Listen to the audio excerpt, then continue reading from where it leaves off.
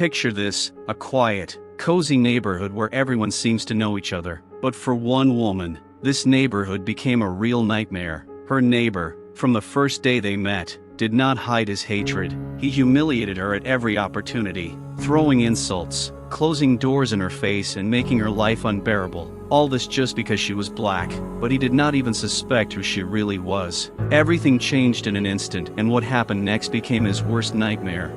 Hello, friends, write in the comments what your name is and where you watch us from. You are incredibly important to us, and every word you say helps promote our channel and create even more stories for you. Without you, we would not be able to achieve what we have now. Your likes, comments, and subscriptions help us become better every day. Thank you for being with us. You are truly our driving force.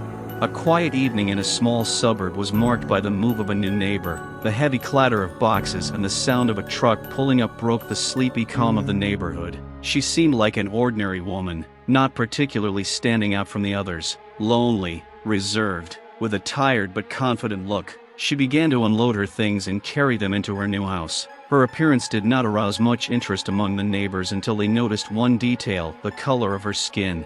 From the moment she moved in, the neighbors' glances became long and appraising, but the man from the house across the street was especially attentive. He watched her every move from behind the curtain, and there was nothing but contempt in his eyes. For him, she had become an outsider, violating the perfect order of their white neighborhood.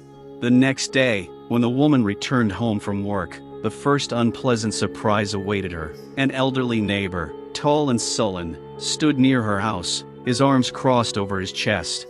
"It's usually quiet here," he said instead of greeting. "We're not used to people like you." She looked at him blankly, not immediately realizing how hostile his tone was. "I'm sorry if I did anything wrong," she answered calmly. "If you think you can stay here for long, you are deeply mistaken," he continued with a racist grin. The neighbor's words were laced with venom, but the woman showed no sign of being hurt. She turned and walked into the house, but that was only the first sign that this neighborhood would not accept her so easily. The man stood there for a few more minutes, staring after her, before he walked away, leaving a silence filled with hatred in his wake. She had no idea that this was only the beginning of a chain of humiliations and persecutions that would unfold in the coming days, and that this neighbor would become her main enemy. In the days that followed, the woman's life in her new home continued as usual. She tried to focus on her work and settle into her new place, but every time she left the house, she felt a tension in the air. This was especially noticeable when she passed her racist neighbor, who watched her like a predator preparing to pounce. One morning, while rushing to work, she inadvertently parked her car a little closer to his house than she should have. As soon as she slammed the door, she broke out in a cold sweat when she heard her neighbor's sharp voice cutting through the silence. "Hey, you!" he shouted from the balcony. "Don't you know how to park? This is no place for the likes of you." She turned around, not believing her ears. His face was distorted with hatred, and his eyes sparkled with contempt. Other neighbors began to gather around, their curious glances seeming even more humiliating to her. She felt her throat tighten with resentment. "I just stopped for a moment," she tried to explain, although she knew her words probably didn't matter. "For how long? Or are you just trying to take over the street like everything else?" he snapped, ignoring her words. "You think you can do whatever you want just because you moved here? Don't embarrass yourself." The neighbors gathered nearby began to whisper among themselves, laughing at his words. This was not just a humiliation, but an attempt at public condemnation. Her heart was pounding in her chest, but she could not allow herself to cry. Instead, she gritted her teeth and simply turned to leave. But before she could take a step, the neighbor added, "This is no place for the likes of you. Go back where you came from." Her face flushed with shame and rage, but she knew that answering him in this situation would only make things worse for her. With each insult, she felt her confidence slipping. When she returned home, the bitterness of humiliation overwhelmed her. The neighbor continued to torment her with his insults, leaving no chance for normal neighborliness. He found joy in her suffering, and that was the worst thing. Soon she began to notice that other neighbors were joining in his attacks. The next day, when she went out to the store, she came across a group of women discussing her. Their whispers were full of mockery and contempt. They looked at her with disdain, as if she were something dirty that had accidentally entered their perfect world. she felt the world around her shrinking, becoming a trap where she was hated simply for who she was. Her attempts to be friendly and open ended up making things worse. That day became a turning point. The woman realized that with each humiliation she was losing not only confidence, but also self-respect. She decided that she could no longer remain indifferent to this disgrace. Clenching her fists, she made a decision. She would have to do something to protect herself. But while her inner world was shaking with fear and anger, the neighbor continued to survive on the wave of his hatred, confident in his impunity. As the world around her continued to crumble, the woman tried to return to her normal life. Each day, she left her house determined not to let her neighbor control her. However, with each step down the familiar streets, her confidence gradually weakened. She heard the whispers and sullen voices behind her again, discussing her and her inappropriate presence in the area. It had been a few weeks since she had moved in, and her neighbor's hatred had only grown stronger. He hadn't missed a single chance to make her life miserable. Every time they ran into each other on the street, he would point out her skin color with disdain, as if it were her only flaw.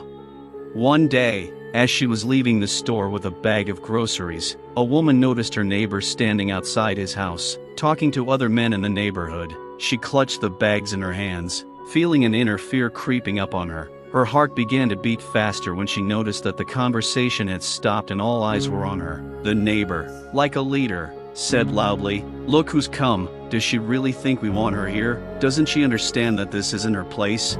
The laughter and approving nods of his friends only increased her sense of vulnerability. The woman felt the color creeping up her face, but she tried not to show her embarrassment. She quickly walked past, but her neighbor's words continued to echo in her head. The next day, when she came home, she was faced with another humiliation. When she opened the door, she noticed that on her mailbox was written, "Remember to go back where you came from, Black One." Her heart pounded in her chest with anger and resentment. She knew it was the neighbor's doing. He always found a way to make her feel unwanted and humiliated.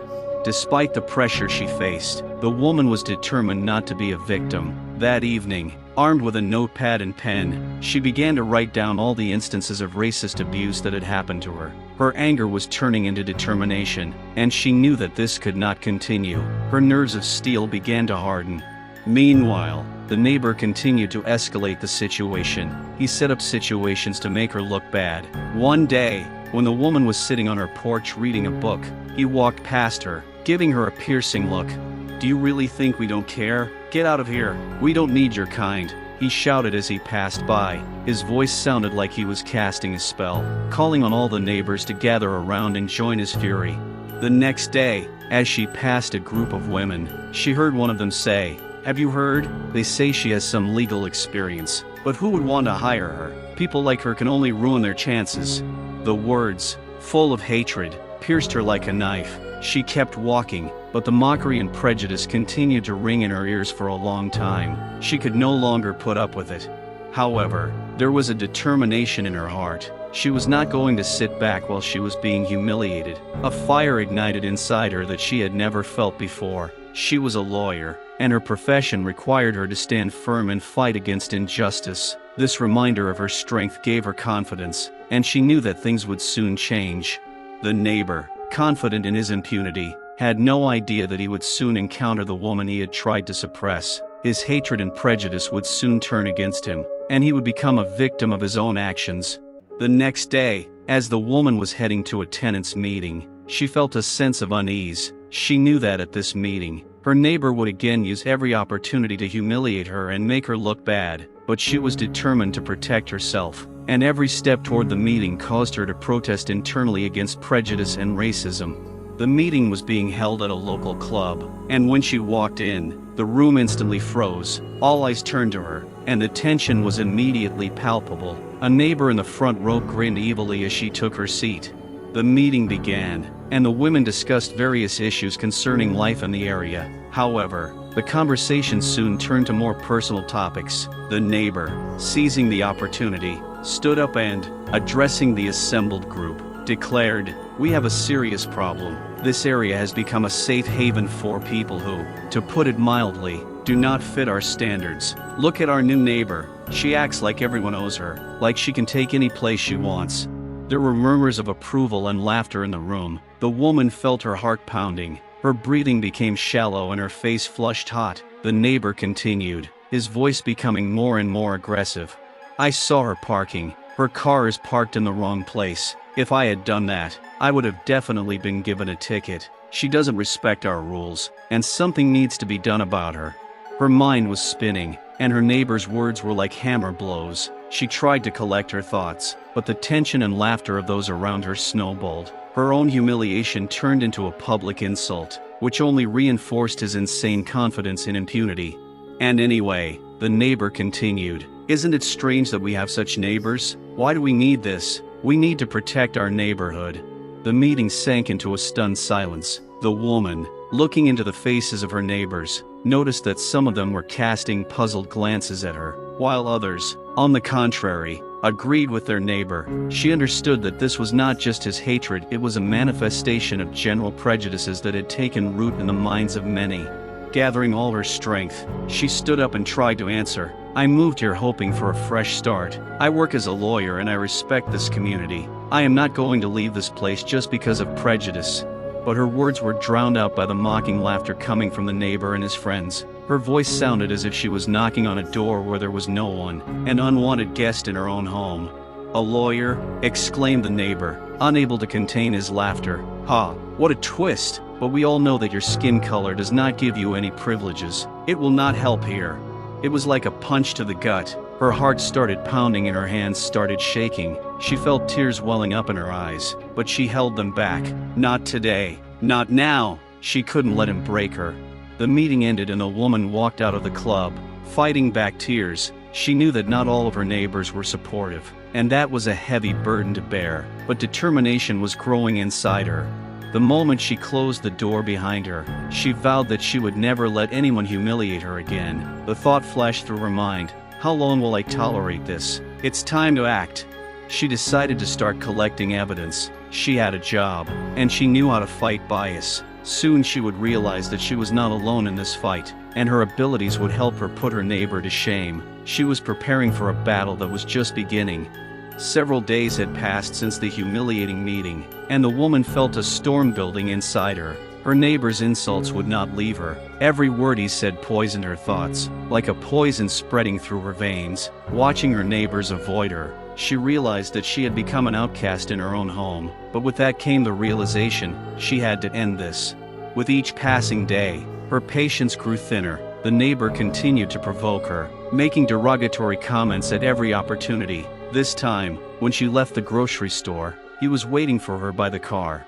"Here you go again," he said, eyeing her with disdain. "You probably still think you're better than us because you have some degree. You can call your lawyer friends, but that won't change the fact that you don't fit in with our neighborhood." The woman felt anger rising in her, but instead of responding, she simply ignored him and got into her car. The neighbor did not calm down and continued his insults, attracting the attention of other shoppers. Some stopped and watched as if it were a show. She realized that this moment was his opportunity to demonstrate his power and superiority.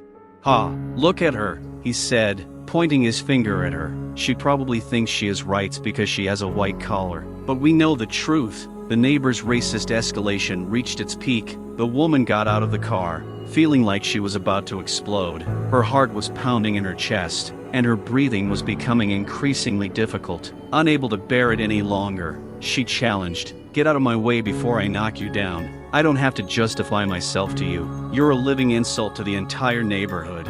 The crowd gathered around her, waiting. She felt her words fly through the air, but they were answered by laughter and whispers.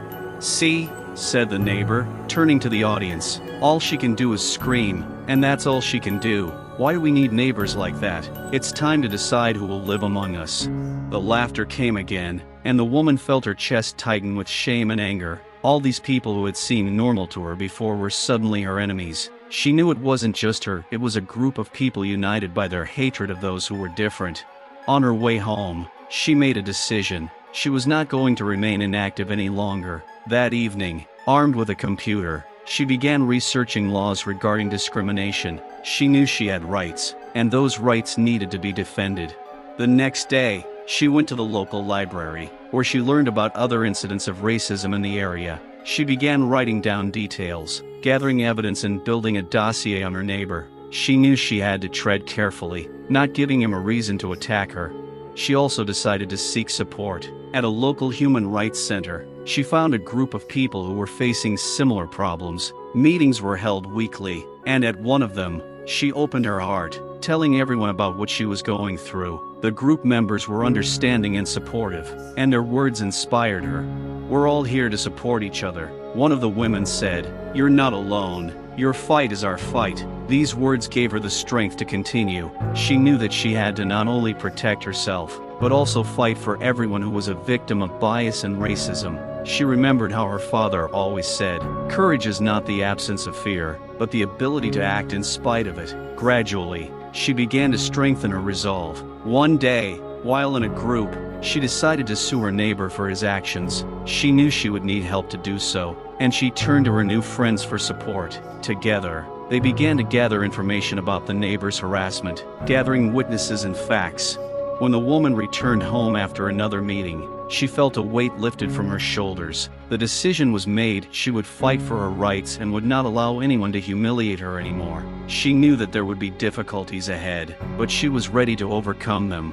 The next morning, when she went outside, she was surprised to see that the neighbors had become wary of her neighbor. Many began to realize that his behavior was inappropriate. Watching this, she felt that her efforts had not been in vain. She knew that this fight was just beginning, but now she had support, and with it, strength.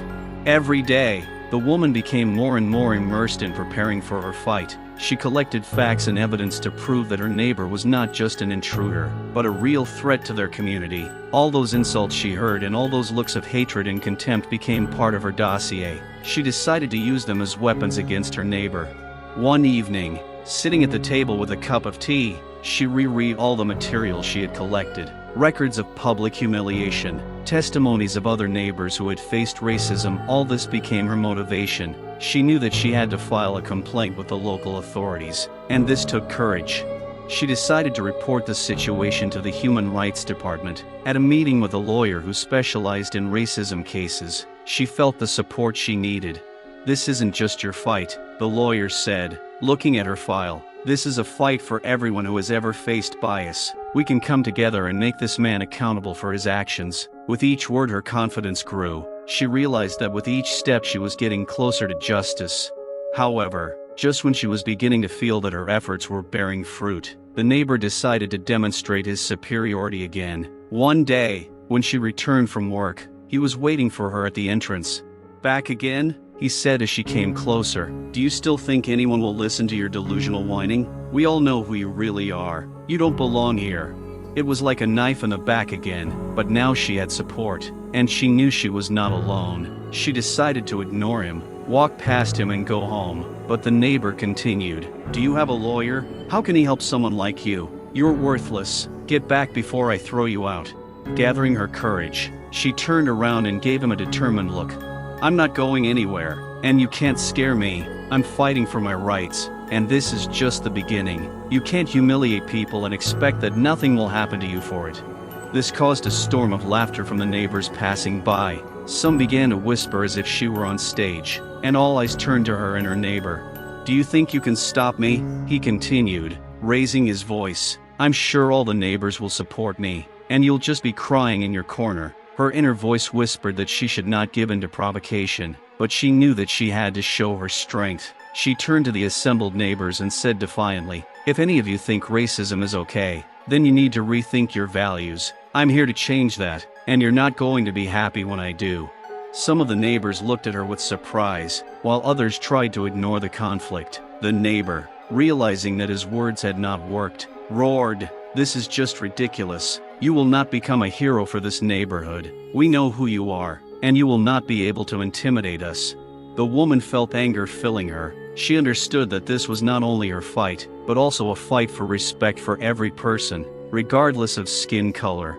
The next day, she met with her lawyer to discuss the next step. They decided to file a formal complaint against her neighbor with the local Human Rights Commission. It was a serious matter, and she knew she would face difficulties, but she still felt it was what she needed to do.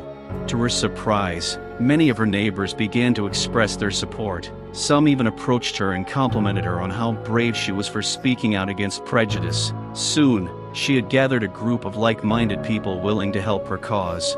Her determination grew stronger with each passing day. She realized that her fight was not only for herself, but for those who had ever felt humiliated and betrayed. She decided that this wasn't just her story, it was the story of everyone who had faced racism. Eventually, she started receiving letters from people who wanted to join her fight. These messages gave her strength and confidence. Now she knew that she was not alone and that there was real support in her fight. Her neighbors no longer laughed. Instead, they began to listen to her words, and this small victory became an important step forward for her. The woman felt that her fight for justice was just beginning, but she was ready for it. The woman stood in front of the mirror. Looking at her reflection, there was determination in her eyes, and a tight smile on her lips. She felt the strength leaving her body, but at the same time she knew that she had to be strong not just for herself, but for all those who faced prejudice. Every step she took, every document she signed, brought her closer to justice. A few days later, she met with her lawyer to discuss the details of her upcoming human rights hearing. They decided that it would be best to prepare a powerful speech that would highlight not only her personal experience but also how her neighbors' behavior affected the entire community. "We need to show that this isn't just your problem," the lawyer said, flipping through the pages of the file. "We can draw attention to how racism affects people in our community. We need to gather more evidence to back up your claims." To that end, they organized a meeting with neighbors who wanted to support her. The woman was hopeful that the meeting would bring together those who understood the importance of fighting bias.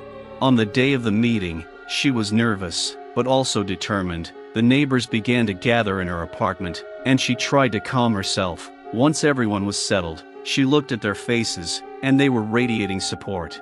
Focusing, she began to speak. "Thank you all for coming. I know some of you have seen me deal with racism and abuse from our neighbor, but this is not just my problem, it is our entire community's problem. We cannot allow hatred and prejudice to flourish among us." Some of the neighbors nodded, and she noticed that her words were beginning to have an effect. She continued, "I ask you to share your stories. Let's make our voices heard. We can join forces and speak out against this madness." The meeting began, and neighbors began sharing their experiences. One, an elderly man, told of how his son had been stopped by police officers multiple times simply because of the color of his skin. A woman listened, her heart filled with sadness. Each story was a new reminder of how deeply ingrained racial bias is in society. Another neighbor, a middle-aged woman, admitted that her family had been subject to similar attacks when they moved to the area several years ago. "We were the only black people in the neighborhood," she said sadly. "Every time we went out on the street, I felt the looks of hatred. It was horrible." The neighbors began to realize that they shared more than just hatred, but also a desire for justice. Together, they began to discuss how to proceed. The woman felt her confidence grow with each new voice that supported her. She knew that together, they could make a difference.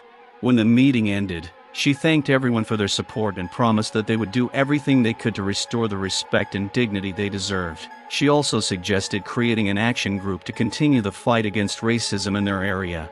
The next day, she had another meeting with her lawyer. They discussed their plan of action at the committee meeting. The woman felt the excitement building inside her, but she also knew that this was her chance to make a big statement. On the day of the hearing, she brought a group of neighbors who had agreed to support her. As they entered the courtroom, their gazes met the bewildered faces of the committee. She knew she had a great responsibility on her shoulders to represent not only herself, but everyone who had experienced bias. The commission had begun, and neighbors were taking their places in the hall, ready to support her. The woman came to the podium, her heart pounding with excitement. She looked at everyone who had come, and saw support in their eyes. "Members of the commission," she began, trying to keep her voice steady, "I am here to speak out about how bias and racism have become part of our everyday lives. I am not alone in this fight. My neighbors and I are here to show that we will not remain silent." She began to describe instances where her neighbor had humiliated her in front of others. She shared how she felt, how it affected her life and the lives of others. She also gave examples of how neighbors had experienced bias, and how important it was to work together to change that. There were whispers in the room. Someone asked how they could help. It was exactly what she needed to hear. "We must stand together against hatred and inequality," she continued. "We need change, and this change starts with us." When she finished, The room filled with applause. It wasn't just approval, it was confirmation that together they could make a difference. The committee members began asking questions, and she answered them with complete confidence. She felt her voice growing louder, and everyone who came with her looked at her with pride. At that moment, her neighbor, sitting in the back row, could not restrain himself and stood up. His face expressed rage, and he shouted, "You're all just ridiculous. This is just a game. She's trying to make herself look like a victim to get attention." Laughter and whispers flared up in the room like fire. The woman knew that his words were filled with fear. He was afraid that his actions would be exposed and that his hatred would not go unpunished. At that moment, her confidence only grew. "I'm not a victim," she said, looking him in the eye. "I'm a fighter for justice, and I'm not alone. We're all here to unite against hate." After a tense discussion, the meeting ended. The woman, her neighbors, and the lawyer left the room, joy filling their hearts. They knew they had taken the first step toward change. Still, she knew this was just the beginning. Racism and bias wouldn't disappear overnight, but now she had support, and she was ready to fight on. With every step they took, with every new voice that joined their fight, they grew stronger. As they walked out into the streets, she felt a surge of energy. She knew that their voices would be heard, and that together they could create a world free of hate and prejudice. This victory was just the beginning, and she was ready to go further and not stop there. After the committee meeting, the woman and her neighbors felt a surge of confidence. They were going to discuss what steps to take next and how to strengthen their efforts to combat racism. That day, they met at a local park to create an action plan. The park bench was filled with energy. Neighbors were exchanging ideas and planning how best to get their message out to the general public. The woman felt her support growing, and it gave her strength. "Let's organize a rally," one of the neighbors suggested. "We can invite everyone who wants to join our fight. It will be an opportunity to show that racism is unacceptable and that we are all against it." Everyone agreed, and soon they began planning events that would bring attention to their cause. The woman knew that this would not only be a powerful statement, but also an opportunity for people from different walks of life to unite in one effort. Meanwhile, her neighbor continued to take revenge. He began to provoke her, intimidating her and her supporters, trying to sow discord among them. He looked for little things to humiliate her, using all his powers to break her spirit. For example, one day he approached her in a store while she was choosing products and said loudly, "I hope you're not going to stay here too long. You're not in the kitchen, you're in the market." The humiliation made her feel vulnerable, but she knew she couldn't give in. The neighbors around her noticed, and some began to intervene. The man stood up and said, "Stop it, it's not funny anymore. You can't treat her like this." This support was very important to her. She began to understand that she was not only fighting for herself, but for everyone who had ever been a victim of racism. Her neighbors stood behind her, and this gave her strength. Even though her neighbor continued to attack her, she was now ready to fight. Her resolve was strengthened. She posted on social media, calling on people to join their upcoming rally to show unity against racism. The post went viral, and people from neighboring areas began joining them. Every day, the number of people supporting her grew. She received messages from strangers sharing their stories, and this inspired her even more. She knew the fight would not be easy, but now she had real strength, community. When the day of the rally finally arrived, the park was filled with people. The woman stood on the stage, surrounded by her neighbors, and felt a surge of emotion. Everything she had been through seemed to lead up to this moment. She looked out over the crowd and saw faces full of hope and determination. "Thank you to everyone who came," she began, her voice confident. "We are here to say no to racism and prejudice. We are here to protect each other and build a society where everyone is respected, no matter the color of their skin." The crowd responded with applause, and her heart swelled with pride. She continued her speech, sharing personal experiences and stories of neighbors. She called on everyone to take action, not to remain in the shadows, but to speak out for justice. "Each of us has the right to be heard. We can change the situation if we work together," she exclaimed. The crowd roared with delight. The woman felt that her voice was louder than ever and that she was not alone. Together with her neighbors, they created an atmosphere of unity and support. But not everything went smoothly. Her neighbor came out of the crowd. His face was distorted with anger, and he began to shout, trying to get attention. "This is just theater. "You all just want to be heroes," he shouted, pointing at the woman. "I will not let you take over our neighborhood with your lies and pretense." These words caused a stir in the crowd, but the woman, having gathered her courage, decided not to give in to provocations. She continued speaking, ignoring his shouts. "We are not here to create conflict, but to create change. We want everyone to feel safe in our neighborhood. This is not just my fight. This is the fight of each of you." Her words began to drown out the screams of her neighbor. People in the crowd began to support her, shouting slogans about justice and equality. It was like a powerful stream that could not be stopped. Finally, the neighbor, realizing he was losing control, simply turned and walked away. The woman felt a weight lift off her shoulders. She knew this was only the beginning of their struggle together, but their coming together at this moment gave her hope. After the rally, a group of neighbors decided to continue their work. They began organizing regular meetings to discuss how to continue the fight and what else they could do to support each other. The woman realized that she now had a real community ready to stand by her side. She faced each new day with more inspiration and determination, and her heart was filled with joy from the understanding that they could really make a difference. Her neighbor seemed to become even more aggressive. He tried to pit people against each other, telling them that their actions were useless and that they were only creating more problems. But this only strengthened the neighbors' resolve. They knew that their fight was important, and that even if one person tried to stop them, they had the strength of the entire community.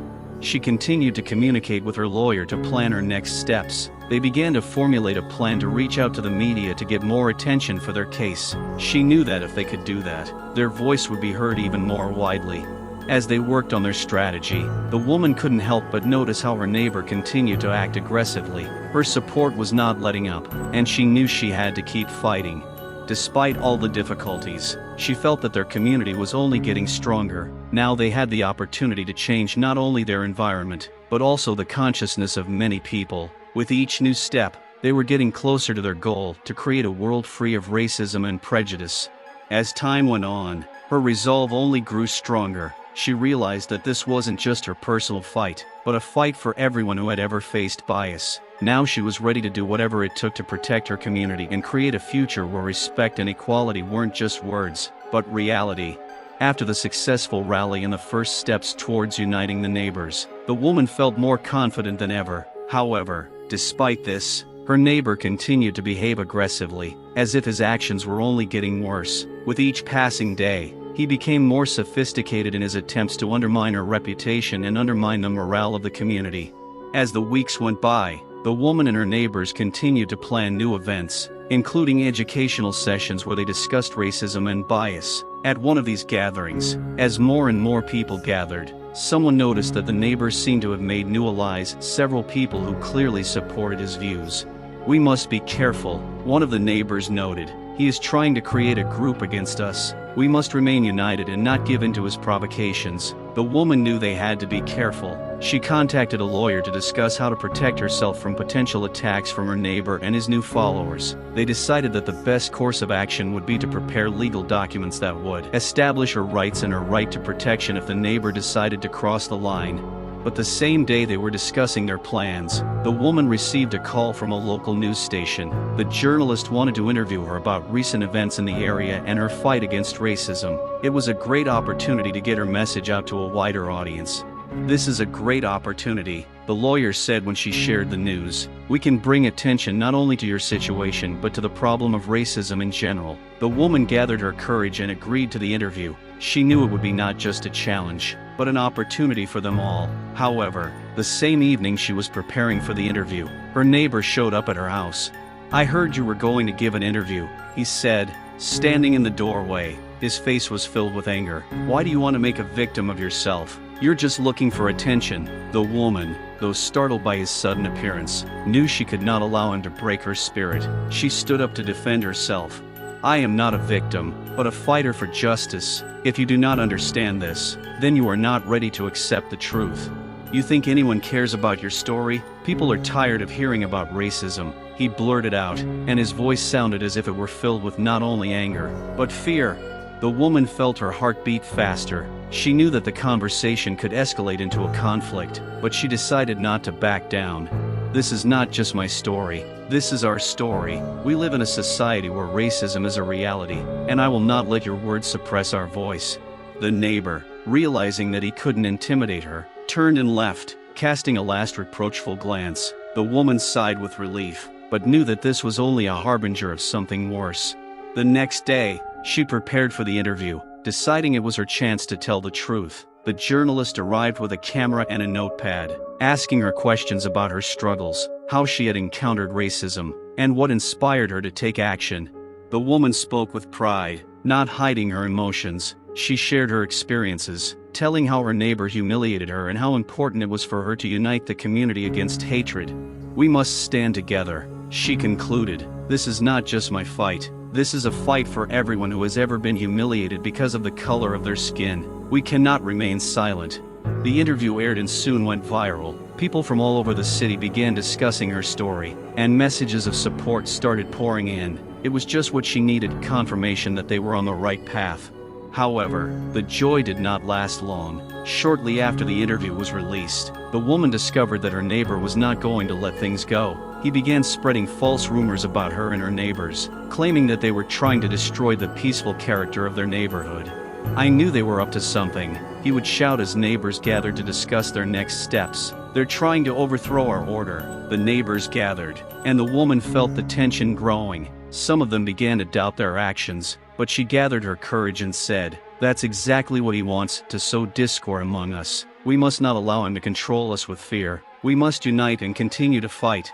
Some of the neighbors supported her, but not everyone was convinced. The fear that the neighbor brought into their hearts began to cause doubts, and this worried the woman. She knew that this was a time of decisive struggle, and that they needed to remain united.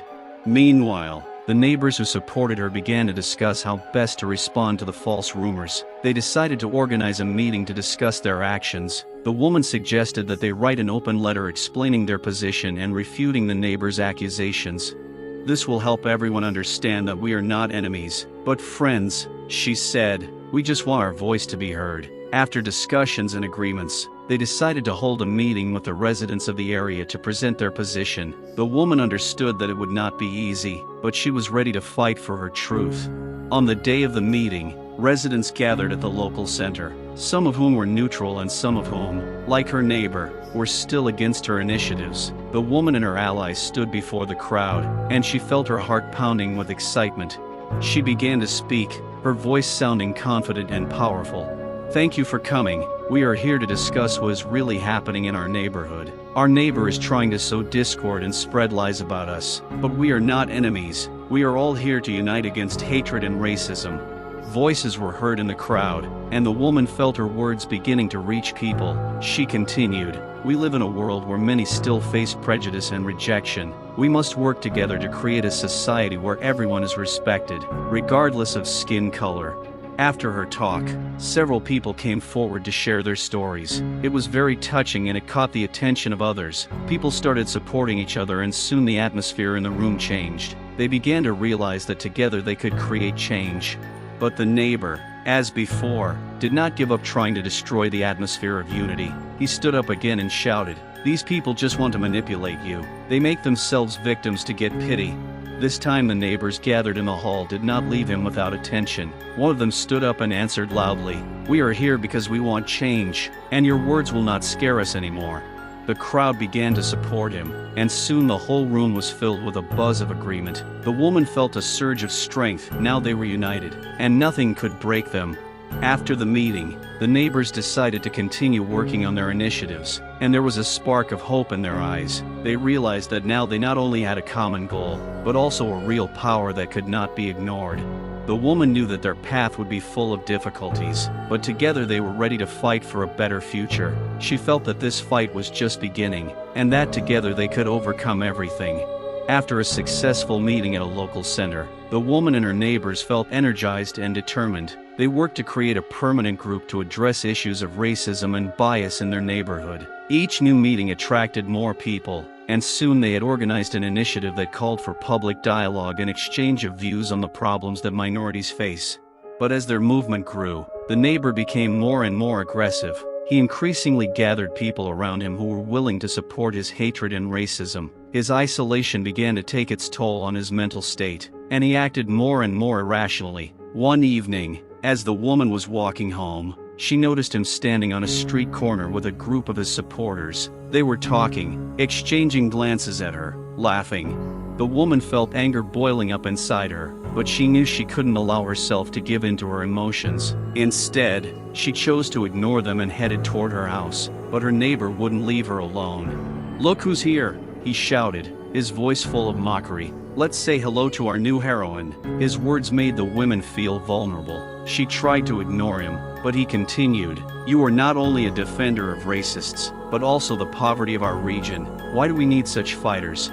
As if in response to his provocations, a group of supporters began to laugh and cheer him on. She felt a wave of shame wash over her, but suddenly a neighbor who had been supportive of her lately came up to her and stood next to her. "You're not alone," she said, looking into the woman's eyes. "We're all here, and we'll support you." These words brought relief to the woman. She turned to her neighbor and said with confidence in her voice, "I'm not afraid of you or your words. We all have the right to respect, and I will fight for it."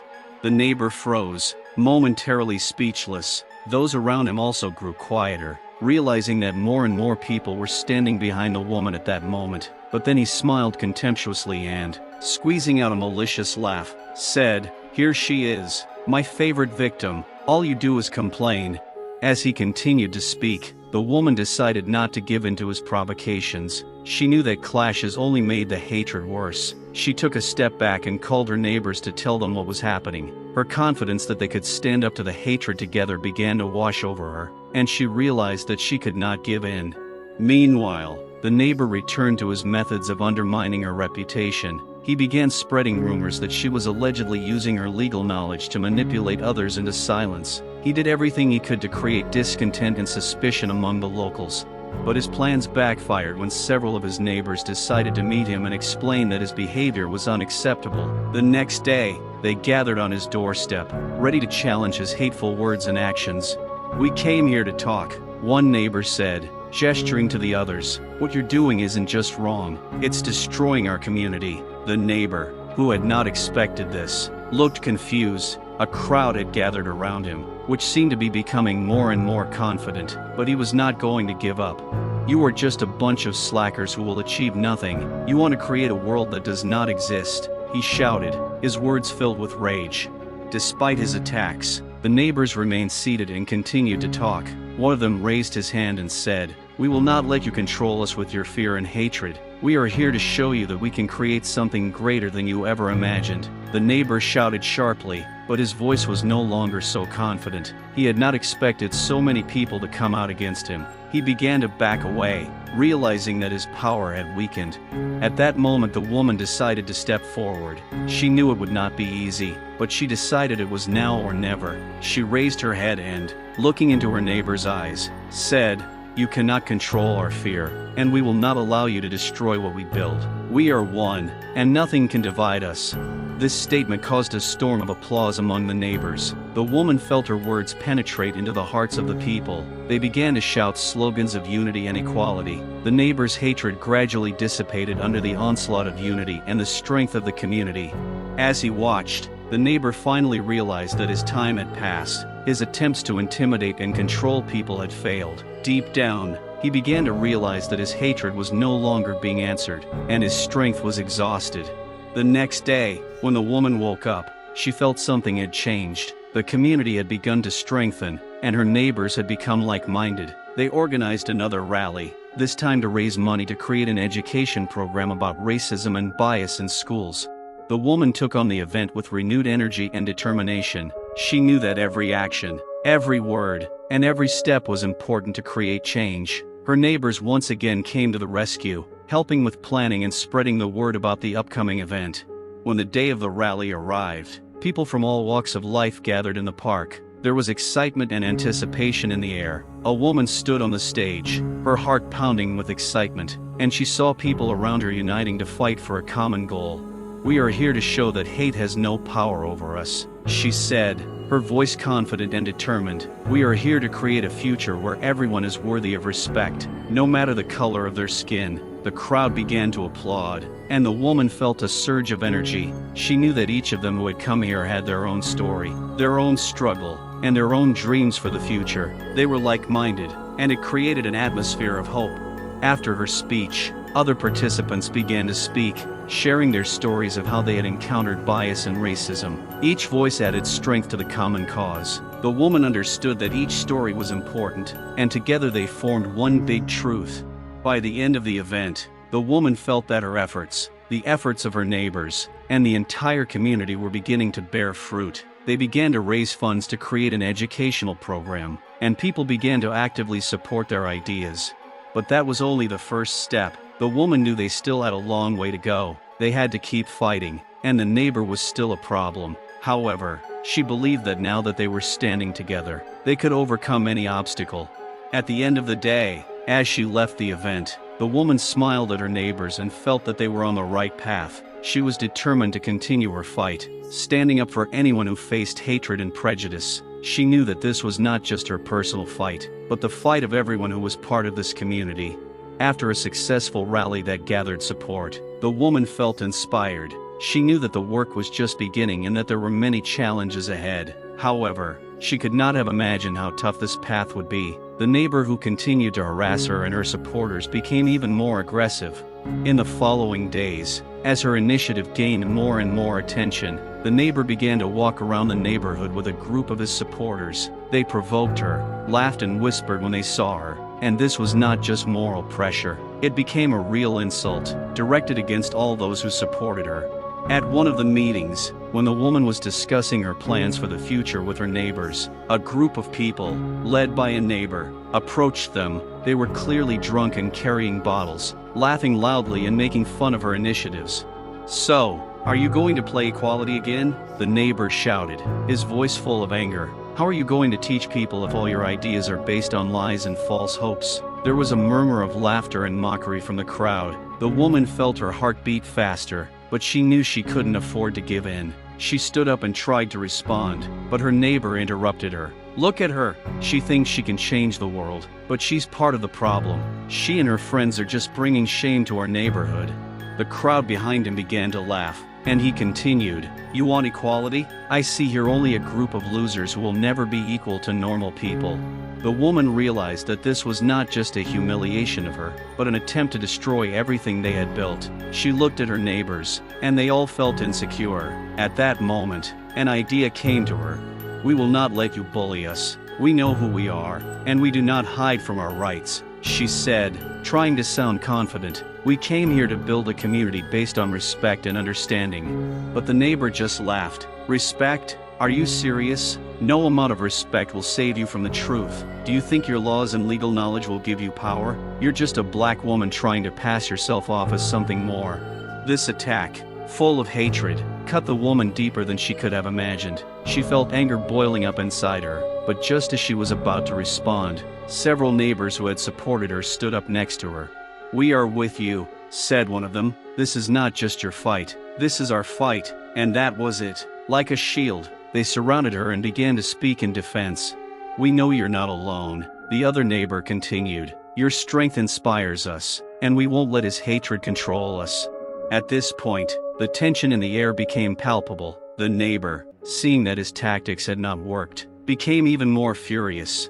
"You are all a disgrace. You are nothing without me. I was here first, and you are just trying to destroy our order." The group laughed at his words. The woman felt their unity growing, and it gave her strength. She looked into the eyes of her neighbors and realized that they were ready to fight for their rights. However, despite the support, the neighbor's hatred only increased. Soon after the incident, he began spreading rumors about the woman and her associates, claiming that they were allegedly planning protests and posing a threat to local residents. Every night after work, the woman met with her neighbors to discuss how best to respond to the rumors. They decided that they needed to organize a public statement in which they would refute the neighbors' accusations and explain their intentions. But while they were preparing their statement, the neighbor continued to attack. One day, when the woman was returning from work, she saw him standing on a street corner with a group of his supporters. He was holding a sign with offensive slogans about her and her team, and they were all laughing. "Look who's back, our heroine," he shouted, pointing at her. "You'll all remember that name when she's defeated." Neighbors passing by began to stop and stare at the scene. The woman felt anger boiling up inside her, but at the same time she knew she had to remain calm.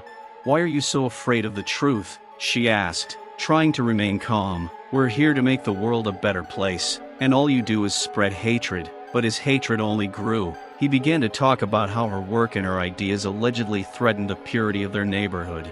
"These aren't just words. This is my fight to save our neighborhood," he shouted. "You're all just puppets in her game." The neighbor's hatred seemed endless, and despite her confidence, the woman was having a hard time. With each new insult, with each new rumor, she felt the pressure increase. After this incident, she met with her neighbors again and they discussed how best to respond to such aggression. "We must remain united," she said. "His hatred only strengthens us." They decided that they needed to organize a meeting with other residents of the area to explain that their intentions were completely harmless and aimed at creating a safe and friendly community.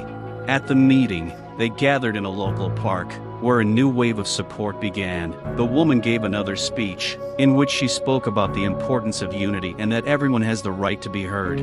"We cannot allow hatred to rule us," she said. "We must create space for dialogue and understanding, not division and aggression." Despite the support, the woman knew that the pressure from her neighbor would not subside. She was determined to continue the fight, knowing that every day would be a new challenge. But she also knew that with the support of her neighbors, they could overcome any obstacle.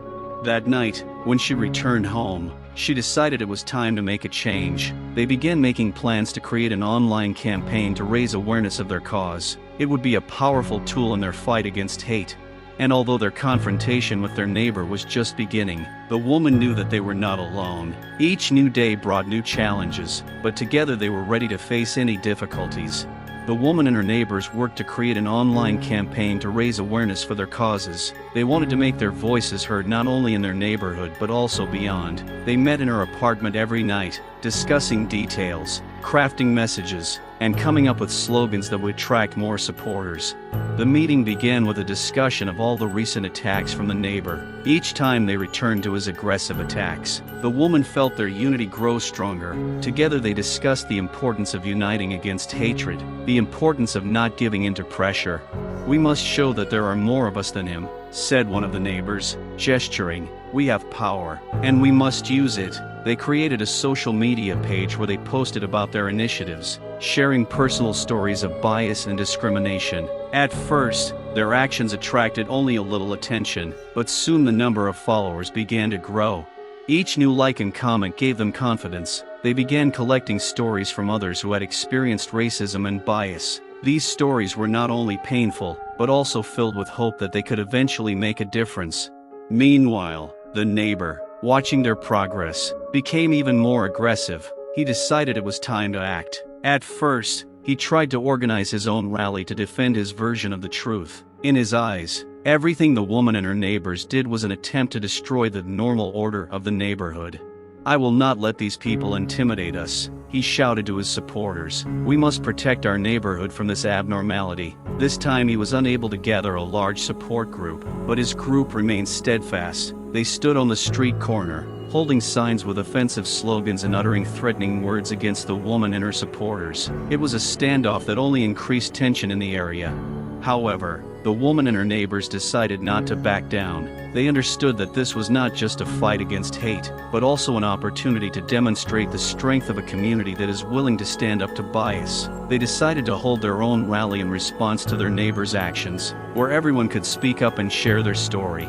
By organizing their rally, they created an atmosphere of mutual understanding and support. The woman was determined, and when the day of the event arrived, she felt the energy bubbling within her. People began to gather, and the atmosphere was filled with hope. Those gathered began sharing their stories, telling how hatred and prejudice had affected their lives. Each new voice added to the feeling of unity and support. It was a true celebration of solidarity. Laughter, tears, and cries of support could be heard from the crowd. The woman stepped onto the stage and, looking at the sea of faces before her, felt their struggle gain new strength. "We are here to show that hatred has no power over us," she said, and her words were met with loud applause. "We can and will fight for justice and equality. This is not just our fight, this is the fight of each of us." The neighbor, standing aside with a small group of his supporters, watched all this happen. He felt his power and influence melting like ice in the sun. This event was a real blow to his pride. However, instead of giving in, he began to raise his hatred again. He shouted insults at the women and men on stage, which only confirmed that they were on the right path. His angry words were a reaction to their strength, and he tried to instill fear, but instead only fanned the flames of resistance. "How dare you disgrace our neighborhood?" he shouted as the crowd began to applaud. "You only disgrace us with your ideas." The shouts and laughter of the crowd drowned out his words. The woman felt the atmosphere growing more tense, but she knew she had to continue. She decided to go up to her neighbor and talk to him directly. "You can hate me all you want, but I'm not going to give in," she said, looking into his eyes. "We're going to fight for our rights, and there's nothing you can do about it." Her words caused a murmur in the crowd. The neighbor, standing in front of her, felt his hatred suddenly turn against him. He had not expected such a direct challenge and, angry with himself, began to get nervous. "You're just a woman," he muttered, trying to regain his confidence. "Nobody listens to you." But at that moment, applause broke out and the crowd began chanting her name. She realized that their efforts had not been in vain, and that the hatred of her neighbor no longer had power. Her neighbors supported her, and that was what gave her strength. After this incident, the neighbor became even angrier and more isolated. He became even more aggressive, continuing to build walls of hatred around himself, but he had no support, and this began to depress him. Meanwhile, the woman and her neighbors continued to strengthen their movement. They began holding more meetings and rallies, and the community became a unified force. Every day they received new messages of support, which only fueled their desire to continue the fight. One day, after a long day at work, the woman sat down with her neighbors and discussed how they could make their movement even more visible. They decided it was time to hold educational workshops to share knowledge about racism and bias, and to spread the word about their initiatives. The woman felt that this was the next step in their struggle, and they began to prepare for this event with great determination. She knew that together they could achieve much, and with each new day their unity only grew stronger. The neighbor, seeing how they were becoming more influential, tried to strike back again. He began spreading rumors that their events allegedly promoted violence and hatred. However, this only increased their desire to continue. The woman knew that they were on the right track, and now nothing could stop them.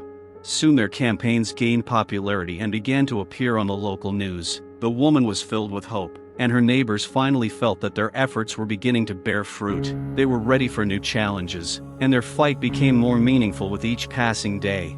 After the success of the first educational workshops, the woman and her neighbors were full of enthusiasm. They noticed that the number of participants was gradually increasing, and that more and more people from their area were becoming interested in the topics of racism, bias, and justice. By leading the workshops, they shared their stories, experiences, and knowledge, creating a space for open dialogue. Each event was held in an atmosphere of unity and support. People discussed their fears and hopes, shared personal stories of how they had encountered racism in their lives and how it affected their perception of themselves and the world around them. The woman felt the cohesion and confidence of her community grow. Each evening they went home filled with hope and understanding that together they could change their environment. However, the neighbor did not give up on his attempts to undermine their efforts. He became more aggressive, going to local media with false accusations that their workshops were inciting violence. He portrayed them as a threat to society, claiming that they were destroyers of peace. His words echoed the hatred that caused fear in some in the neighborhood. One day, when the woman was returning from yet another seminar, she noticed that posters with her photo and offensive slogans were posted all over the neighborhood. The poster read, "Don't let this hypocrisy ruin our neighborhood." It was a real shock. She felt her heart clench, but at the same time, determination boiled up inside her. "I can't let him bully me," she said, clenching her fists. "I'm not alone, and we won't let his hatred control us." She gathered her neighbors and told them about the posters and what they should do to respond to such attacks. Together, they decided that they needed to organize a rally where they could express their unity and solidarity. This would be a powerful response to their neighbors' hatred. When the day of the rally arrived, the woman and her neighbors gathered in the main square of the neighborhood. The atmosphere was tense, but hopeful. She saw that many people had come to support their cause. The crowd grew, and soon there were hundreds of people ready to speak out against racism and hatred. The woman walked up to the makeshift stage, holding a sign that read, "We are one, and hate will not stop us." It was as if streams of energy were overflowing her, and when she spoke, her voice sounded confident. "We are here to show that hatred has no power over us. Each of us has the right to respect, equality, and the opportunity to be heard. We will not tolerate insults and humiliation any longer." The crowd responded with loud cheers and applause. The look on the faces of the women and men gathered around them spoke of determination and confidence. They felt they were on the cusp of change, and it gave them strength. But the neighbor, standing aside with a few supporters, watched the whole thing with anger. He had not expected that people would be able to unite so strongly against his hatred. A flame of anger flared up in his eyes. "Look at these losers," he said loudly to his group. "They're just puppets. No one listens to them, and no one ever will." His words only increased the crowd's desire to stand their ground. People began chanting, "Justice, equality, we are one." The woman continued to talk about the importance of unity and the right for everyone to be heard. She shared her stories of how racism had affected her life and the lives of her friends. Her words stirred strong emotions, and soon tears began to appear in the crowd, but they were tears not only of grief, but also of hope. The neighbor, feeling his strength fading, decided to step forward. He began shouting insults, hoping to provoke fear and aggression, but instead, his words provoked laughter and anger from those gathered. "You have no right to insult us," one of the women in the crowd shouted, calling for support from the others. "You only confirm your cowardice by hiding behind hatred." The neighbor felt himself losing control of the situation. He tried to rouse his group to create conflict, but his supporters began to doubt his words. The woman and her neighbors continued to talk about unity, and their words resonated in the hearts of people. Finally, the rally came to an end and the woman addressed the crowd. "Let's make this day the beginning of something new. We will continue to fight for our rights, and we will do it with pride. Our strength is in unity." The crowd erupted in applause and cheers. It was the moment they realized that their voice really did matter, and that together they could overcome any obstacle. However, the neighbor's hatred continued. He began to secretly organize actions against them, using his supporters to create chaos and disinformation. But the woman knew that they were ready for anything. She felt that their movement was becoming stronger and that with each new day they were getting closer to their goal, to create a world in which everyone would be equal. With each new seminar, rally, and action, they strengthened their connections and expanded their support. The woman understood that their fight was far from over, but they were determined to move forward despite the hatred that continued to haunt them. The rally became a turning point for the woman and her neighbors. Their movement gained momentum, and more people joined them. With each new workshop, they became more organized and goal-oriented, realizing that their efforts could lead to real change in society.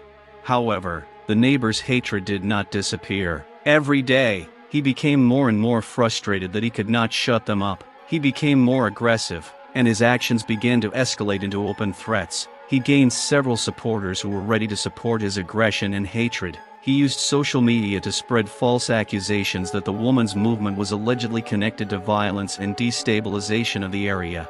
One morning, the woman was awakened by a loud knock on the door. When she opened it, she saw her neighbors standing at the threshold with worried expressions. They told her that the neighbor had been seen gathering people and holding meetings where they discussed ways to put an end to this mess. As he put it, the woman felt fear rising inside her. She knew the situation was escalating and that they needed to prepare for potential confrontations. They gathered in her apartment to discuss the best course of action. All the neighbors were there, and tension was in the air. "We can't just sit and wait for him to do something," the woman said, trying to remain calm. "We need to be prepared for whatever he does. If he's gathering people against us, we need to develop a strategy." One of the neighbors, a man named David, came up with the idea of creating a network of observers who could record the actions of the neighbor and his supporters. This could help prevent violence and become important evidence if the case went to court. "We must record everything that happens," he said. "If he tries to attack us, we must be ready to defend ourselves." The neighbors supported the idea and they decided to create a small group of observers who would monitor the neighbors' actions and report any threats. The woman, feeling responsible for her friends and neighbors, took on the role of coordinator of this group. Soon their group began to take action. They took turns on duty, gathering in different parts of the area to monitor their neighbors' behavior. Every time they saw him with his supporters, they recorded it on camera and took notes. Watching what was happening, they felt that they were not alone in their fight. One day, while the woman was on duty with several of her neighbors, she noticed a neighbor gathering a group on the street corner. Their conversations were filled with hatred, and the woman felt anger boiling inside her. She knew their goal was to intimidate her and her fellow neighbors, but that only made her more determined.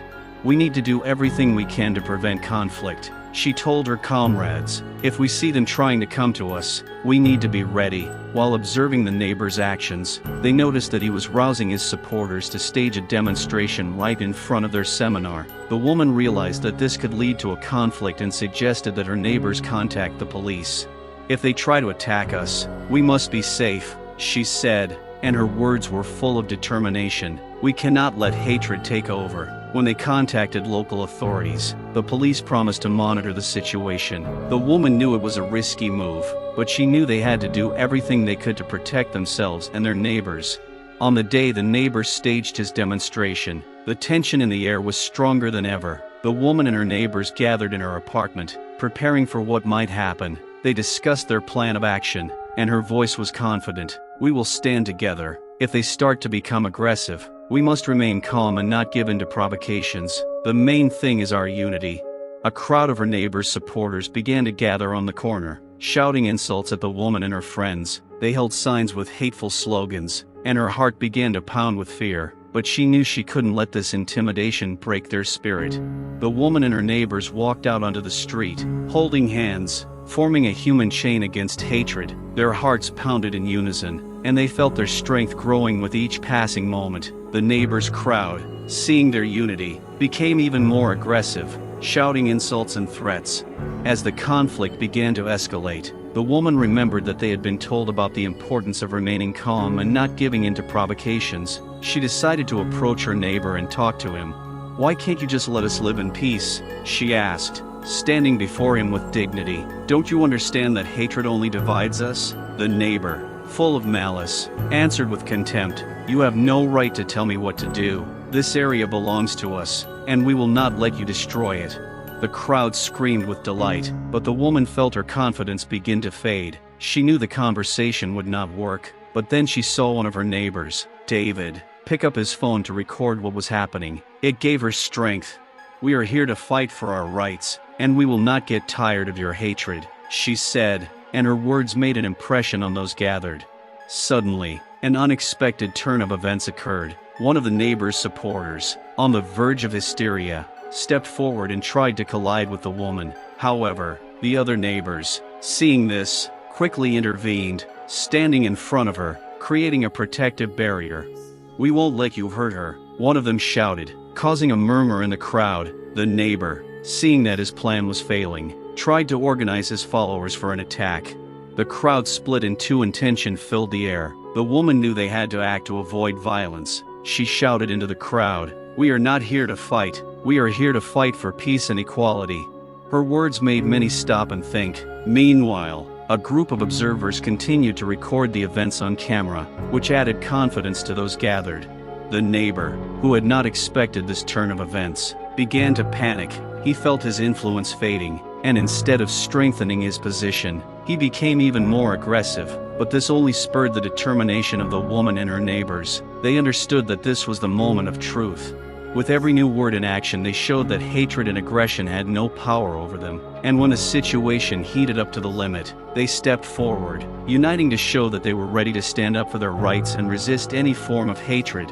The conflict reached its climax, but at that moment a realization arose in the crowd. Hatred would not solve their problems. They realized that true strength lies in unity, and that if they stood together, they could overcome any obstacle.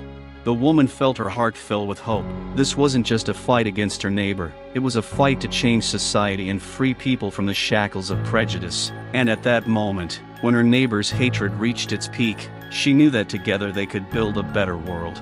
The crowd around the woman and her neighbors began to shift. The tension in the air was palpable, and everyone sensed that there was more at stake than just two groups of people pitted against each other. This was a battle of ideas, values, and human dignity.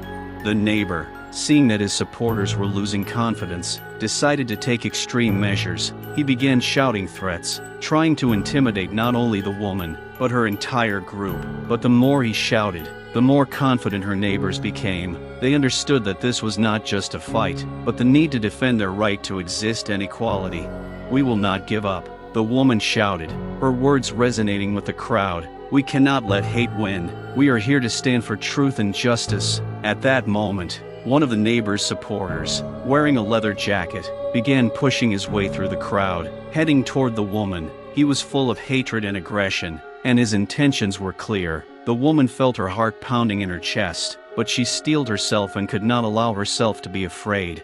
"Stop!" she shouted to the crowd. "We will not give in to violence." Many of the neighbors joined in her scream, and this seemed to puzzle the man. He froze for a moment, and his aggression seemed to weaken. The woman saw that his eyes were full of malice, but at the same time, there was a spark of uncertainty in them. She decided to take advantage of this moment.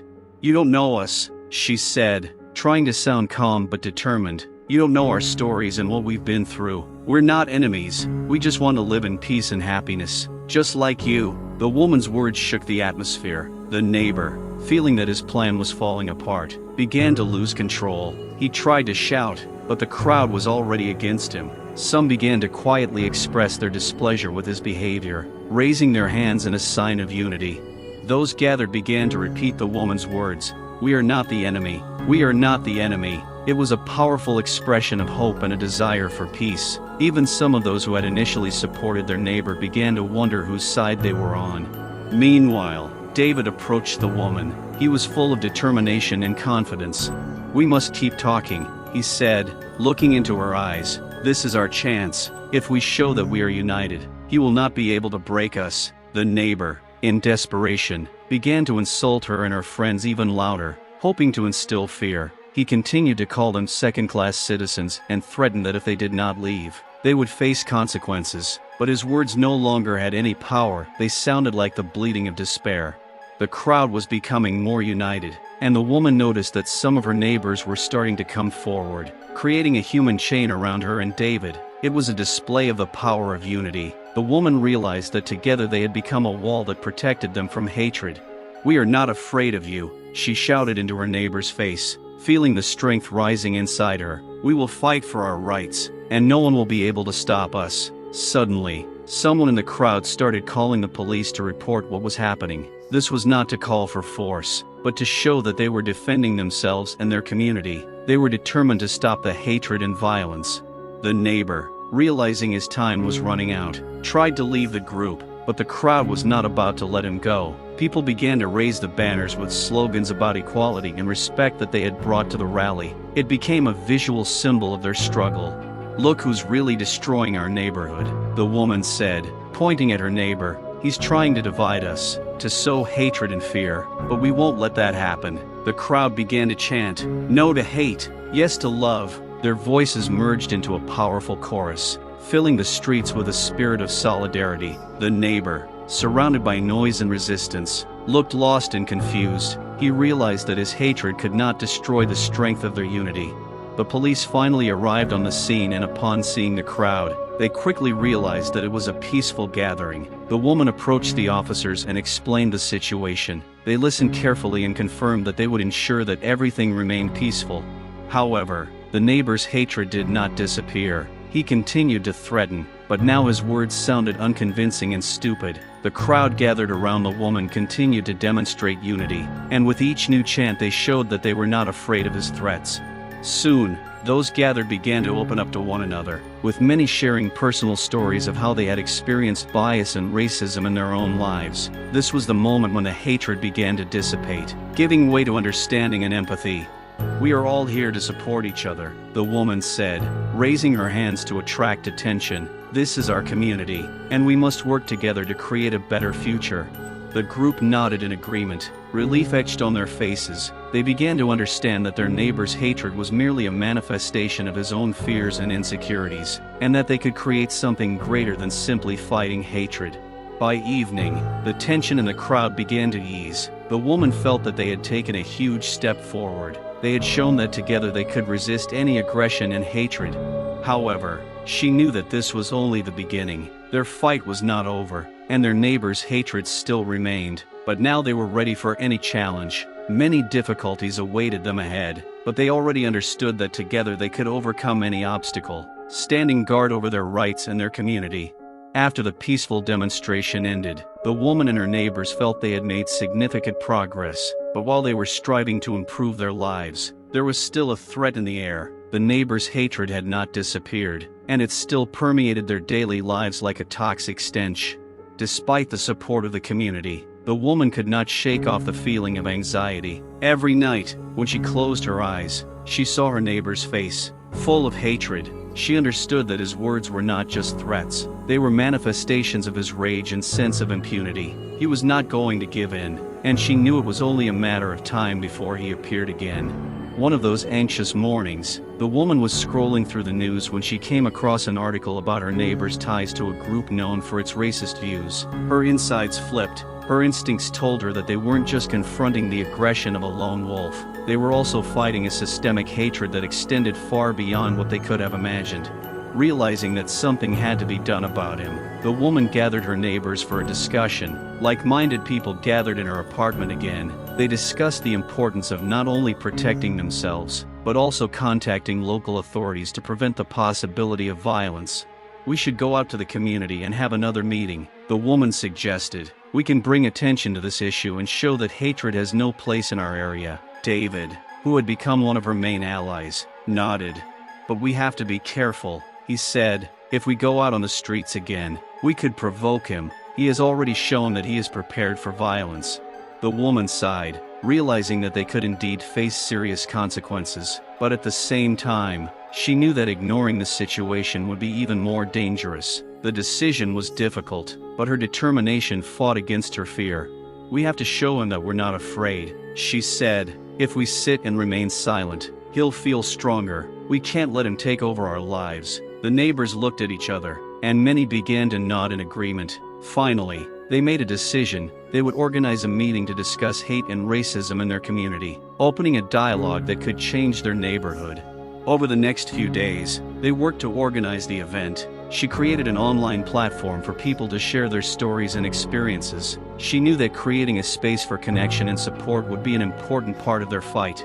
On the day of the meeting, many people gathered in her apartment, not only neighbors, but also new faces who wanted to support the movement. There was an air of expectation and hope in the air. The woman stood in front of the crowd and shared her story, telling how they had encountered hatred and how they intended to change it. But not even an hour had passed when they heard a noise in the street. From the windows they saw a group of people, including a neighbor, who came with posters full of hatred and threats. Their screams filled the air, and the woman felt fear take hold of her. "He came here to intimidate us," she said, trying to remain calm. "But we can't let him ruin our meeting. We must remain united." At that moment, David approached her. "Maybe we should go outside and meet them. If we are together, they will see that we are not alone, and this may stop their aggression." The woman hesitated, but a determination grew in her heart. She knew they had to show that they weren't afraid. Taking a deep breath, she nodded. "Let's go out," she said. "We won't hide. We must meet them face to face." The assembled neighbors began to rise, and with each step the woman's confidence grew. They came out into the street, and seeing them, the group of haters froze in place. The neighbor, pointing at them, shouted, "You think you can change our neighborhood? We won't let that happen." The assembled neighbors lined up, hugged, and sat on the ground to show their peaceful stance. It was an act of resistance to hatred, determination, and unity. "We are here to talk about peace, about love and respect," the woman said, her voice confident. "We are not afraid of you, and we will not leave. Hatred will not win." The neighbor continued to insult them, but the more they stood together, the more he lost his strength. Eventually, his supporters began to retreat, and the woman felt her heart fill with hope. But at the same time, she knew that this was only the beginning. There were still many difficulties and trials ahead, and her neighbor's hatred was still a threat. Yet she knew that with each new step and each new word of encouragement, they grew stronger, and even if the battles ahead were difficult, she was ready to fight for her community and the rights of every person. Hatred would no longer control their lives. They would fight for a future full of respect, love, and understanding. The day after the tense encounter, as the neighbor continued to commit hate crimes, the woman and her neighbors felt they were at a crossroads. Their fight was becoming more serious, and they knew they could not give up. They decided it was time to take more decisive action and seek legal protection from the ongoing harassment. The woman thought about her friends in the legal community, with whom she had worked in the past. She knew that there were many lawyers willing to help people suffering from racial discrimination and persecution. With the help of her neighbors, she gathered a group of people who could help them with legal support. The meeting took place at a cozy local library, and included not only neighbors but also new allies, lawyers, human rights advocates, and representatives of local organizations. A woman stood up in front of the crowd and explained the situation, describing how their lives had changed because of their neighbors' hatred. "We must unite," she said with determination, "not just to protect ourselves, but to create a safer, more just community for everyone. We cannot allow hate alone to destroy our lives." A human rights lawyer sitting in the front row nodded in agreement. "Your story is not just your fight. It is a fight for everyone who faces racism and hatred. We are here to support you, and I propose that we create a group that will defend the rights of your community." Those gathered began discussing what steps could be taken, and ideas began to circulate. Some suggested holding information sessions to educate people about their rights, while others discussed the possibility of filing a formal complaint against the neighbor for his actions. At that moment, the woman felt a surge of confidence again. She saw her neighbors starting to come together, and it became an inspiration to her. They spoke not only of action, but of hope for change. However, while everyone was discussing these ideas, the neighbor showed up again. This time, he was not alone. Several of his supporters were with him. The woman felt the fear and tension permeate the air as they burst into the library, breaking the atmosphere of unity and hope. "You think you can fight us?" the neighbor shouted, pointing at the woman. "We won't let you destroy our neighborhood. This is our place, and we're here to keep it that way." Some of the neighbors gathered in the library began to show fear, but the woman, remembering the support they had created, stood up for herself. "We are here to fight for our rights and dignity, and we are not going to remain silent," she said, raising her head. "We are not afraid of you or your threats." The neighbor, looking at her with hatred, began to threaten them, trying to intimidate them. He said that they would pay for their actions, that no one would support them, and that they would not succeed. His words were full of malice and prejudice, but this time they did not affect those gathered. The lawyer sitting in the front row stood up and walked over to the woman, hugging her. "We stand behind you, and we will not let this man intimidate you," he said to the crowd. "This is a place for all of us, and we will defend it." The woman felt her fear begin to fade and her determination returned. She looked at her neighbor and said proudly, "We will unite, and this hatred will not define our lives. You will not defeat us because we have support and a community that is ready to stand up for its rights." The neighbor froze for a moment, but then, having lost all hope of winning, he turned and, waving his arms, walked away with his supporters. The woman felt relieved when his threat did not work this time. It was a moment of victory, and everyone present realized that they had become stronger together. The next few days were filled with activity and preparation. The woman and her neighbors began collecting evidence and stories about their neighbors' actions. They did their best to document every threat, every humiliation. They knew that they couldn't defeat the hatred alone, but together they could create a powerful front to defend their rights. Along with this work, she also began to think about the broader implications. Her goal was not only justice for herself and her neighbors, but also a change in public consciousness. She dreamed that their story would inspire other communities to fight hatred and discrimination. The day came when they had to go to court. The woman knew it would be a big moment, and she prepared herself like never before. She was determined, and her neighbors supported her. Everyone gathered in the court, and their presence created a powerful atmosphere of unity. The crowd was ready to stand up against hate, and they knew this wasn't just their fight. It was a fight for everyone who had ever faced racism and bias. The woman stood before the judge, her voice confident, and she was ready to tell the truth about her experiences. This wasn't just a trial, it was a fight for equality, for rights, and for dignity. The day of the trial arrived, and the air was filled with tension and anticipation. The woman and her neighbors gathered outside the courthouse, their faces filled with determination and a willingness to fight for their rights. Inside her, emotions swirled, fear, hope, and hatred, but she knew that this day could be a turning point in their fight. The woman stood at the forefront, looking at her neighbors who had come to support her. They were her strength, and she felt their faith in her, helping her cope with her anxiety. She nodded to them, and they responded with smiles of support. As they entered the courtroom, the tension rose. The neighbor in the dock looked smug, his sullen expression suggesting that he did not realize the serious consequences of his actions. He even dared to look at the woman with disdain, as if he intended to humiliate her again, but she did not back down. She felt her neighbors becoming her protectors. The judge, wise and stern, entered the hall, and everyone stood up. After he sat down, he looked at those present and said, "We are here today to hear a human rights case against Mr. Johnson. The defendant is accused of racially abusing and intimidating his neighbors."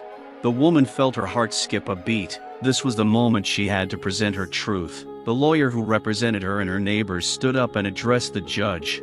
"Your Honor, I represent the interests of the injured party. We have collected evidence and testimony that clearly demonstrates that Mr. Johnson's hatred knows no bounds and has already led to serious consequences for his neighbors." He started showing a video of a neighbor hurling racial slurs at them. Every scream, every insult felt like a stab in the heart. The woman heard the voices of her neighbors supporting her, and it gave her strength. The neighbor, after hearing the video, tried to justify himself, claiming that his words were taken out of context. He claimed that he was only protecting his neighborhood from illegal immigrants, as he called them, and even tried to portray himself as a victim. It had nothing to do with protection, the woman interjected, her voice sharp and confident. "It was just hatred and prejudice. You thought you could bully us just because we were different from you." The judge listened to her carefully, and she felt the support of her neighbors giving her courage. "You cannot let such words go unpunished," she continued, looking at her neighbor. "Your actions have harmed not only me, but our entire community." As the case progressed, the neighbor's lawyer, who was a skilled manipulator, began asking questions, trying to paint the woman in a bad light. He attacked her professional life, trying to convince the judge that she, as a successful lawyer, could have created the conflict herself. "You're just using your legal qualifications to achieve your goals, aren't you?" he asked, looking at her with a smirk. The woman felt the man's hatred pierce her, but she knew she had to remain strong. She answered calmly and confidently, "I'm not here to use my skills. I'm here to tell the truth about what happened. I just want to protect my rights and the rights of other people who suffer from bias and hatred."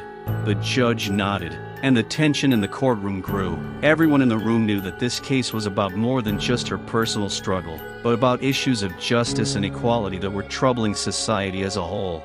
After hours of hearings and testimony, the judge called a recess. The woman walked out of the courtroom, tired but determined. Her neighbors surrounded her, supporting her.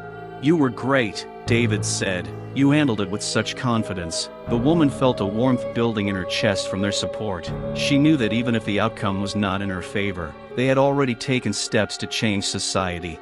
When they returned to the courtroom, the judge announced that the hearing would resume. The woman and her neighbors looked at each other expectantly, each feeling that their vote could change the course of history. The neighbor tried to justify his actions again, but this time his confidence was shaken. Every time he opened his mouth, his words sounded less convincing. The woman felt his strength fading, and this filled her with determination. Finally, after much discussion, the judge turned to his neighbor. "Your actions are unacceptable. Your hatred not only destroys lives, it undermines the foundations of our society. Hatred has no place in this room and should have no place in our society." These words made a strong impression on the woman. She felt her heart fill with hope. The judge continued, "I declare that you will be held accountable for your actions and sentence you to a fine and mandatory anti-hate and anti-bias training." When the judge pronounced his verdict, the woman could not hold back her tears. It was not only a victory for her, but for everyone who had ever faced racism. She felt that the fight was not over, but they had taken an important step towards justice.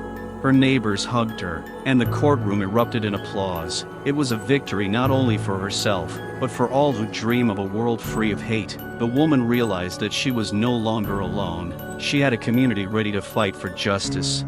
Several weeks had passed since the woman had won her first court victory. Life in her neighborhood seemed to be returning to normal, but the shadow of racism still loomed large. Although the neighbor who had insulted her had been brought to justice, his hatred had not gone away and he continued to cause problems. After the verdict, he decided to take revenge. Instead of admitting his mistakes, he became even more aggressive and unceremonious. The woman often heard him whispering with other like-minded people and discussing how to regain control of his neighborhood. This created tension in the air, and every time she left the house, she felt that the prying eyes of her neighbors became even more sullen. However, she was not going to give up. The woman organized a meeting with her neighbors to discuss how to stop her neighbor and create a safer community. The meeting was attended by lawyers and human rights defenders who came to support her. Each of them shared their thoughts and experiences, telling how they could help. "We need to take action," the woman said, her voice confident. "We can't let hate take over our neighborhood. We need to come together and show that we're not afraid." The neighbors agreed, and they began to formulate a plan of action. They decided to create a support group that would work to spread information about human rights and educate people on how to resist racism. Everyone agreed to take on certain tasks. Some would do flyers, some would organize events, and some would communicate with local media. Soon they announced the first public event to be held in the park. The woman acted as an organizer and inspirer, and her confidence helped many people to join the cause. More and more people gathered in the park, ready to support the idea of equality and unity. Meanwhile, the neighbor who had previously humiliated her did not stop trying to intimidate her. He began to gather a group of people around him who shared his views, and they began to create problems for the participants of the meeting. Under constant pressure, the woman realized that her neighbor's actions could lead to violence, and she decided that she needed to defend her rights even more actively. On the day of the event, a large crowd had gathered. A woman stood up in front of everyone and began to speak, her voice confident and clear. She shared her story and urged everyone present to not stand by when they see racism and hatred. "We are here to show that racism will not be tolerated in our community," she exclaimed. "We are here to show that we have strength and unity." As she spoke these words, applause broke out and the atmosphere in the park became energetic. People began to share stories about their experiences, and this created a powerful sense of unity and support. However, it was at this point that the neighbor and his friends decided to intervene. They came to the park to destroy the atmosphere of unity. The neighbor looked at the group with disdain and shouted, "These people are worthless. They are just trying to take our place from us." The crowd froze. The woman felt the tension in the air growing. She knew they had to stay strong and not give in to provocation. "We are here to defend our rights, and we will not remain silent," she replied, looking her neighbor straight in the eye. "Your hatred is no longer valid. We stand for justice, and that is what we will do together." The neighbor, surprised by her courage, began to make threats and insults, but his words lost their power when more and more people around her began to support the woman. This created a powerful effect. The neighbor became more and more aggressive with each word, but it no longer made an impression on him. By this time, local media had joined the crowd and started recording what was happening. Journalists began asking questions and interviewing participants, filming how residents of their neighborhood were speaking out against hatred. This was an important moment that showed that even in the face of fear, hatred can be defeated. The woman continued speaking, her confidence growing with each passing moment. She spoke of the need for education and understanding, of the importance of uniting voices to combat bias and discrimination. Meanwhile, the neighbor, seeing that his threats were not working, tried to leave, but could not get past the group of people who had organized the security of the event. His way was blocked, and he began to get angry. "Get out of the way," he shouted, trying to break through. But the woman approached him, her voice sounding calm but confident. "We will not allow you to intimidate us. We are defending our right to be here, in our neighborhood, and we will not back down." The neighbor, confused and angry, suddenly felt his strength and confidence crumble. People around him began to raise their hands in support, their voices merging into a single chorus. The crowd began chanting, "No to hatred, yes to equality." Their unity created a powerful movement, and even neighbors who had not previously taken part in the struggle began to actively support the initiative. Finally, the neighbor, unable to cope with anger and shame, turned around and left, cursing everyone around him. This was the culmination of their meeting, and even with the neighbor's departure, they knew that their fight was not over. As the event came to an end, the woman realized that they had not only stood up against hate, but had also united people who wanted to change society. She felt that this was only the beginning of their journey together toward justice and equality.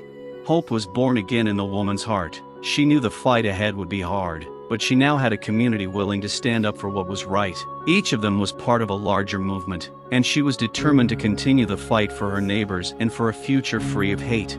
The gathering in the park became a defining moment for the woman and her neighbors. The confidence they gained inspired them to take action. They didn't just stand up to their racist neighbor. They began working to create a community group dedicated to combating hate and bias. The woman, inspired by the spirit of unity, decided that they needed to continue their active work on education and awareness. She organized weekly meetings where local residents could discuss their experiences, share stories, and learn from each other. Every time they gathered, the atmosphere was filled with energy and determination to make a difference. The neighbor who had been the source of their fear continued to be on the periphery of their lives, but his sullen demeanor was no longer as disturbing as it once had been. It was as if he was losing his power as he watched the woman and her neighbors grow in confidence. They began to interact with others in the neighborhood, discussing not only racism but other social issues that affected their community.